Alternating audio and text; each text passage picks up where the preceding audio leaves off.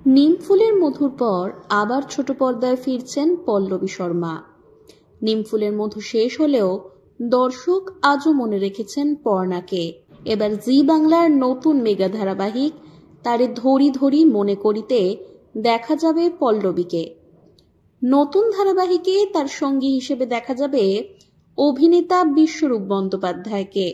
সৃজিত রায় ও সৌভিক চক্রবর্তীর প্রযোজনা সংস্থার উদ্যোগে আসছে নতুন গল্প। ধারাবাহিকে বিশ্বরূপ অভিনয় করছেন গোরা চরিত্রে, যিনি সংসার জীবনের চেয়ে আধ্যাত্মিক জগৎকেই বেছে নিতে চান।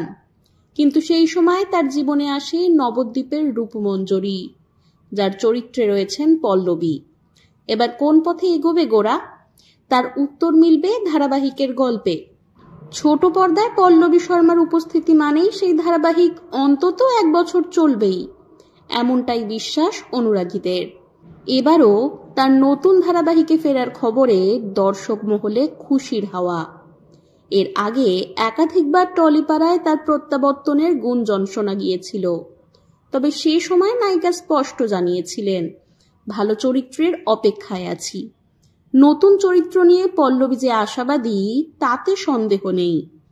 ইতিমধ্যেই ধারাবাহিকের লুক সেট হয়ে গিয়েছে বলে জানা যাচ্ছে। পুজোর পর থেকেই জি বাংলার পর্দায় সম্প্রচার শুরু হবে তারে ধরি ধরি মনে করি ধারাবাহিকটির। তবে কোন ধারাবাহিকের জায়গায় এই নতুন মেগা আসবে তা এখনো নিশ্চিত নয়। অনেক সময় চ্যানেল সময়সূচি এদিক ওদিক করে নতুন ধারাবাহিককে স্লট করে দেয়।